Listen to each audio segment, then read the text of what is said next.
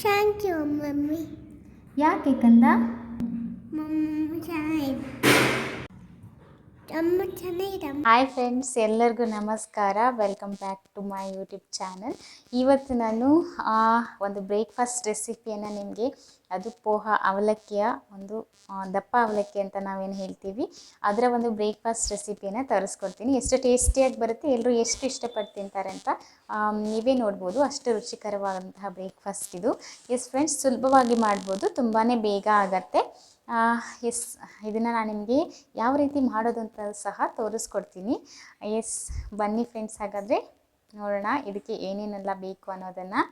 ಹಾಗೆ ದಯವಿಟ್ಟು ಯಾರೆಲ್ಲ ನನ್ನ ಚಾನಲನ್ನು ಇನ್ನೂ ಸಬ್ಸ್ಕ್ರೈಬ್ ಮಾಡ್ಕೊಳ್ಳದೆ ನೋಡ್ತಾ ಇದ್ದೀರಾ ನನ್ನ ವೀಡಿಯೋನ, ದಯವಿಟ್ಟು ನನ್ನ ಚಾನಲ್ನ ಸಬ್ಸ್ಕ್ರೈಬ್ ಮಾಡಿಕೊಂಡು ಹಾಗೆ ಲೈಕ್ ಮಾಡಿ, ವಿಡಿಯೋ ಚೆನ್ನಾಗಿ ಬಂದರೆ ಸಪೋರ್ಟ್ ಮಾಡಿ ಅಂತ ಹೇಳಲಿಕ್ಕೆ ಇಷ್ಟಪಡ್ತೀನಿ ಫ್ರೆಂಡ್ಸ್.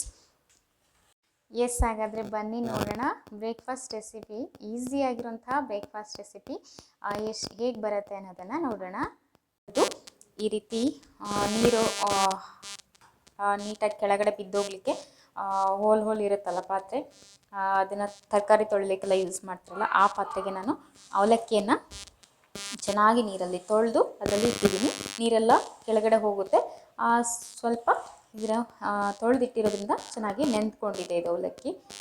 ಈ ರೀತಿ ಚೆನ್ನಾಗಿ ತೊಳೆದು ಇದು ನೆಂದ್ಕೊಳ್ಳಿಕ್ಕೆ, ಹಸಿ ಆಗಲಿಕ್ಕೆ ಇದು ಹೆಲ್ಪ್ ಆಗುತ್ತೆ. ಏಕೆಂದರೆ ಗಟ್ಟಿ ಇದ್ದರೆ ಅದು ಚೆನ್ನಾಗಿ ಆಗೋದಿಲ್ಲಲ್ಲ, ಅದಕ್ಕೆ ಈ ರೀತಿ ತೊಳೆದು ಇಟ್ಕೊಬೇಕು. ಕ್ಲೀನು ಆಗುತ್ತೆ, ಜೊತೆಗೆ ಅದು ಸ್ಮೂತಾಗಿ ಮೆತ್ತಕ್ಕೆ ಬರುತ್ತೆ, ಈ ರೀತಿಯಾಗಿ ಬರುತ್ತೆ. ಸೊ ಇವಾಗ ಏನೇನೆಲ್ಲ ಬೇಕು ಇದನ್ನು ಮಾಡಲಿಕ್ಕೆ ಅಂತ, ಎಸ್, ಇವಾಗ ಏನೇನು ಬೇಕು ಇದಕ್ಕೆ ಅಂತ ನೋಡ್ಕೊಳ್ಳೋಣ.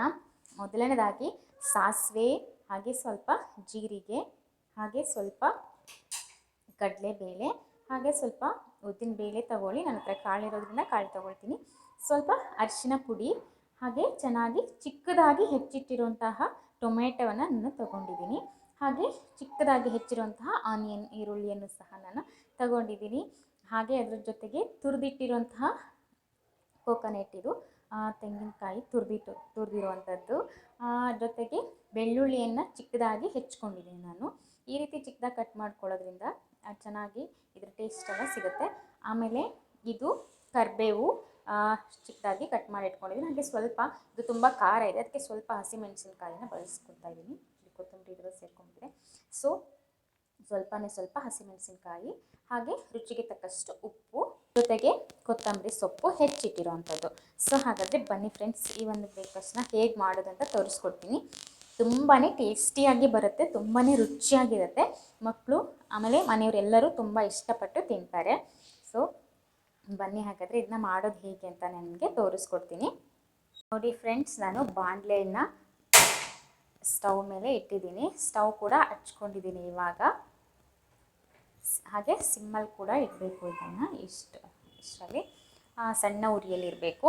ಇದಕ್ಕೆ ನಾನು ನನ್ನ ಕುಕ್ಕಿಂಗ್ ಆಯಿಲನ್ನು ಯೂಸ್ ಮಾಡ್ತೀನಿ. ನಾನು ಹೊರಗಡೆ ಸಿಗುವಂಥ ಕುಕ್ಕಿಂಗ್ ಆಯಿಲನ್ನು ಯೂಸ್ ಮಾಡಲ್ಲ, ಏಕೆಂದರೆ ಕೆಲವೊಂದು ಕೆಮಿಕಲ್ ಇದೆ ಅಂತ ಅದಕ್ಕೆ ಯೂಸ್ ಮಾಡಲ್ಲ.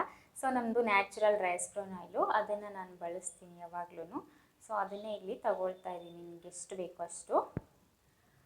ಇಷ್ಟ ಇರೋರು ಇದಕ್ಕೆ ಸ್ವಲ್ಪ ತುಪ್ಪ ಬೇಕಂದರೆ ಆ್ಯಡ್ ಮಾಡ್ಕೊಳ್ಬಹುದು, ಯಾಕಂದರೆ ತುಂಬ ಟೇಸ್ಟಿ ಬರುತ್ತೆ, ಮಕ್ಕಳಿಗೆ ಕೊಡೋದ್ರಿಂದ ಒಳ್ಳೆಯದಲ್ವಾ. ಹಾಗಾಗಿ ಇವಾಗ ಎಣ್ಣೆ ಕಾದಿದೆ, ಇದಕ್ಕೆ ನಾನು ಸಾಸಿವೆನ ಹಾಕ್ಕೊಳ್ತೀನಿ.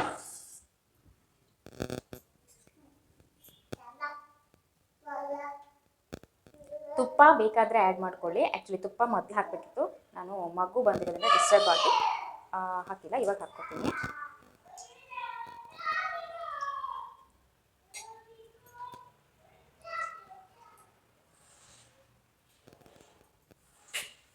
ಸೊ ಈ ಸಾಸಿವೆ ಸ್ವಲ್ಪ ಚಿಟಿ ಸೌಂಡ್ ಬರೋವರೆಗೂ ಬಿಡಿ. ಅದಾದಮೇಲೆ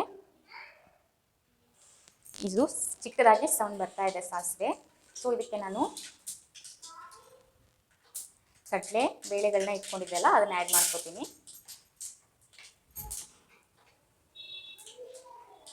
ಹಾಗೆಯೇ ಅದಕ್ಕೆ ಉದ್ದಿನ ಬೇಳೆಗಳನ್ನು ಆ್ಯಡ್ ಮಾಡ್ಕೋಬೇಕು.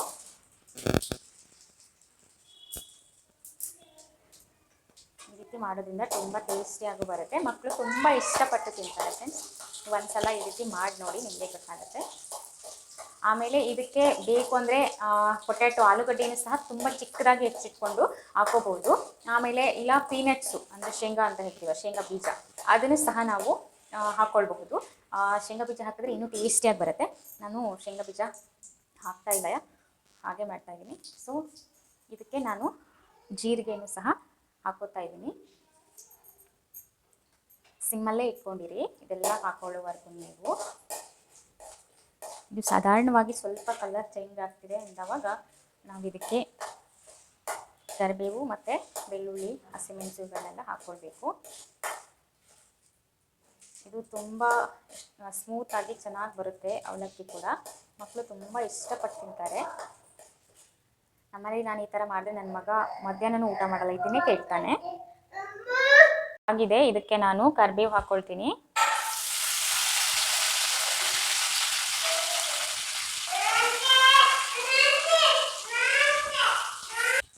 ಸೊ ಇದಕ್ಕೆ ನಾನು ಬೆಳ್ಳುಳ್ಳಿಯನ್ನು ಸಹ ಹಾಕೋತಾ ಇದ್ದೀನಿ. ಹಾಗೆ ಇದ್ರ ಜೊತೆಗೆ ಸ್ವಲ್ಪ ಬೆಳ್ಳುಳ್ಳಿ ಫ್ರೈ ಆಗ್ತಿದ್ದಾಗೆ ನಾವು ಇದಕ್ಕೆ ನಾನು ಹೇಳಿದಾಗೆ ಹಸಿಮೆಣಸನ್ನು ಆ್ಯಡ್ ಮಾಡ್ಕೋಬೇಕು. ಸೊ ಇದಾದಮೇಲೆ ಇದನ್ನು ಸ್ವಲ್ಪ ಫ್ರೈ ಮಾಡಿಕೊಂಡು ಇದಕ್ಕೆ ಆನಿಯನ್ ಕೂಡ ಹಾಕೋಬೇಕು.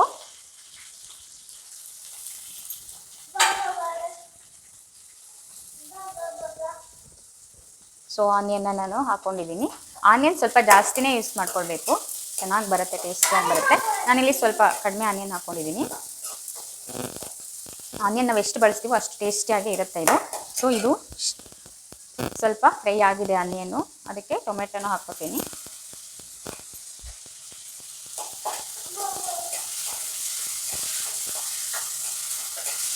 ಡೈಲಿ ಒಂದೇ ಥರ ಮಾಡೋದಕ್ಕಿಂತ ಈ ಥರ ಏನಾದರೂ ಡಿಫ್ರೆಂಟಾಗಿ ಮಾಡ್ತಾ ಇದ್ರೆ ಮಕ್ಕಳು ತುಂಬ ಇಷ್ಟಪಟ್ಟು ತಿಂತಾರೆ. ಆಮೇಲೆ ಊಟ ತಿನ್ನಲ್ಲ ಅನ್ನೋ ರಗ್ಲೇನೂ ಇರೋದಿಲ್ಲ, ಟೇಸ್ಟಿಯಾಗಿ ಬರುತ್ತೆ ಕೂಡ. ನೀವು ಮಾಡಿ ನೋಡಿ ಒಂದ್ಸಲ ಈ ಥರ ಬ್ರೇಕ್ಫಾಸ್ಟ್ನ. ಹಾಗೆ ಫ್ರೆಂಡ್ಸ್, ಯಾರ್ಯಾರೆಲ್ಲ ನನ್ನ ಚಾನಲನ್ನು ಸಬ್ಸ್ಕ್ರೈಬ್ ಮಾಡ್ಕೊಳ್ಳದೆ ನೋಡ್ತಾ ಇದ್ದೀರಾ, ದಯವಿಟ್ಟು ನನ್ನ ಚಾನಲ್ನ ಸಬ್ಸ್ಕ್ರೈಬ್ ಮಾಡಿಕೊಂಡು ನನಗೆ ಸಪೋರ್ಟ್ ಮಾಡಿ ಅಂತ ಹೇಳಲಿಕ್ಕೆ ಇಷ್ಟಪಡ್ತೀನಿ ಫ್ರೆಂಡ್ಸ್. ಹಾಗೆ ನಾನು ಮಾಡ್ತಾ ಇರೋಂಥ ವೀಡಿಯೋಗಳು, ರೆಸಿಪಿಗಳು ಇಷ್ಟ ಆಗಿದ್ದರೆ ಲೈಕ್ ಮಾಡೋದನ್ನು ಮರಿಬೇಡಿ ಅಂತ ಹೇಳ್ತೀನಿ ಫ್ರೆಂಡ್ಸ್. ಸೊ ದಯವಿಟ್ಟು ಲೈಕ್ ಮಾಡೋದನ್ನು ಮರಿಬೇಡಿ.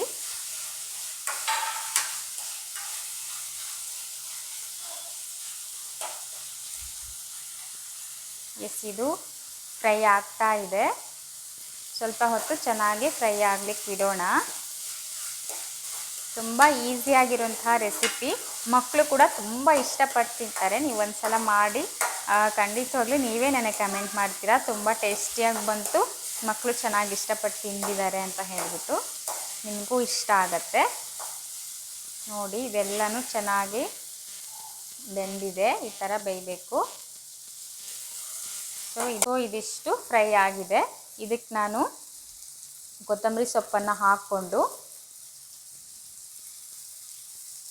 ಬೇಕಂದರೆ ನೀವು ಕೊನೆಯಲ್ಲೂ ಸ್ವಲ್ಪ ಕೊತ್ತಂಬರಿ ಸೊಪ್ಪು ಹಾಕ್ಬೋದು. ಇವಾಗ ಸ್ವಲ್ಪ ಫ್ರೈ ಆಗಬೇಕು, ಸ್ವಲ್ಪ ಹಾಕಿದ್ರೆ ಇನ್ನೂ ಟೇಸ್ಟಿ ಬರುತ್ತೆ.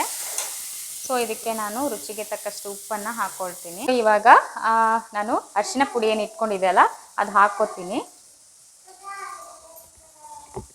ಇಷ್ಟೇ ಫ್ರೆಂಡ್ಸ್. ಇದಕ್ಕೆ ನಾವು ಪೋಹನ ಹಾಕ್ಕೊಂಡು ಚೆನ್ನಾಗಿ ಮಿಕ್ಸ್ ಮಾಡಿ ಕವರ್ ಮಾಡಿ ಸ್ವಲ್ಪ ಹೊತ್ತು ಬೇಯಿಸೋದು. ನಿಮಗೆ ತೋರಿಸ್ಕೊಡ್ತೀನಿ ಹೇಗಂತ. ಈ ಪೋಹ ನೆನೆಸಿಟ್ಕೊಂಡಿರ್ತೀವಲ್ಲ, ಇದು ಚೆನ್ನಾಗಿ ನೆಂದಿರುತ್ತೆ. ಈ ಥರ ಇದನ್ನು ನೀಟಾಗಿ ಪುಡಿ ಉದ್ರುದ್ರಾಗಿ ಬರೋ ಥರ ಮಾಡ್ಕೊಳ್ಳಿ.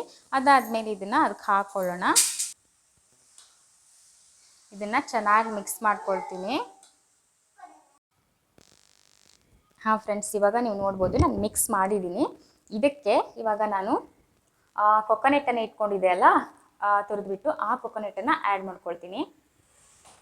ಆ್ಯಡ್ ಮಾಡಿಕೊಂಡು ಮತ್ತೆ ಚೆನ್ನಾಗಿ ಮಿಕ್ಸ್ ಮಾಡ್ಕೊಳ್ಬೇಕು.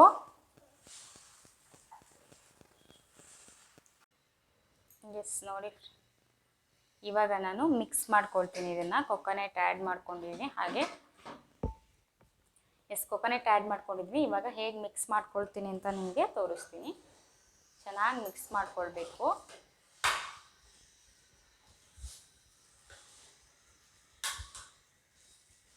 ಎಷ್ಟು ಟೇಸ್ಟಿಯಾಗಿ ಬರುತ್ತೆ ಅಂತ ಹೇಳಿದ್ರೆ ನೀವು ಒಂದ್ಸಲ ಈ ಥರ ಟ್ರೈ ಮಾಡಿ ನೋಡಿ ಫ್ರೆಂಡ್ಸ್. ಆಮೇಲೆ ನೀವೇ ನನಗೆ ಕಮೆಂಟ್ ಮಾಡ್ತೀರಾ ಎಷ್ಟು ಟೇಸ್ಟಿಯಾಗಿ ಬಂತು ಅಂತ.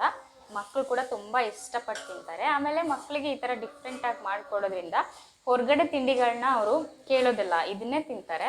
ಸೊ ನನ್ನ ಮಗನೂ ಅಷ್ಟೇ, ಇದು ನಾನು ಬೆಳಗ್ಗೆ ಬ್ರೇಕ್ಫಾಸ್ಟ್ನ ಮಾಡಿಕೊಟ್ಟಿರ್ತೀನಿ. ಸೊ ಅವನಿಗೆ ಎಷ್ಟೊತ್ತಾದರೂ ನೆನಪಾದರೆ ಒಂದು 12 ಗಂಟೆ ಅಷ್ಟೊತ್ತಿಗೆಲ್ಲ ಅಮ್ಮ ಈ ಥರ ಕೊಡು ಅಂಥೇಳಿ ಮತ್ತೆ ಕೇಳಿಸ್ಕೊತಾನೆ. ಸೊ ಅದನ್ನು ಈ ಥರ ಮಾಡಬೇಕು. ಸೊ ಎಷ್ಟು ಮಿಕ್ಸ್ ಮಾಡಿದ್ದೀನಿ. ಇದಕ್ಕೆ ನಾನು ಕೊತ್ತಂಬರಿ ಸೊಪ್ಪಿತ್ತಲ್ವ ನಂದು ಸ್ವಲ್ಪ ಮೇಲ್ಗಡೆ ಹಾಕಲಿಕ್ಕೆ ಅಂತ ಇಟ್ಟಿದ್ದೆ, ಅದನ್ನು ನಾನು ಮೇಲ್ಗಡೆ ಆ್ಯಡ್ ಮಾಡ್ಕೊಳ್ತೀನಿ.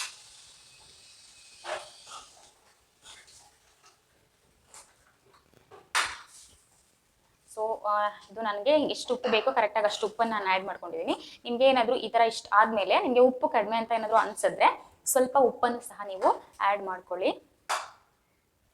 ಸೊ ಈಗ ನಾನು ಇದನ್ನು ಕವರ್ ಮಾಡಿಬಿಟ್ಟು ಸ್ವಲ್ಪ ಹೊತ್ತು ಒಂದು 5 ನಿಮಿಷ ಅಷ್ಟೊತ್ತು ನಾನು ಕವರ್ ಮಾಡಿ ಹಾಗೆ ಇಡ್ತೀನಿ ಸಿಮ್ಮಲ್ಲಿ. ಸೊ ಅದು ರೆಡಿ ಆಗುತ್ತೆ. ಇವಾಗ ನಾನು ಚೆನ್ನಾಗಿ ಕವರ್ ಮಾಡಿ ಇಟ್ಟಿರ್ತೀನಿ.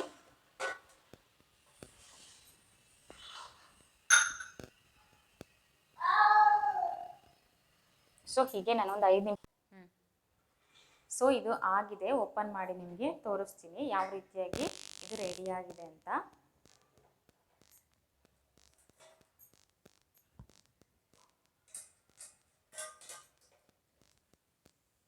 ಸೊ ಇವಾಗ ನಾನು ಓಪನ್ ಮಾಡ್ತಾ ಇದ್ದೀನಿ. ಇದು ರೆಡಿ ಆಗಿದೆ, ನೀವು ನೋಡಬಹುದು.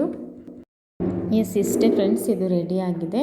ಇವಾಗ ನಾನು ತಟ್ಟೆಗೆ ಹಾಕ್ಕೊಳ್ತೀನಿ, ಸರ್ವ್ ಮಾಡ್ಕೊಂಡು ನಿಮಗೆ ತೋರಿಸ್ತೀನಿ.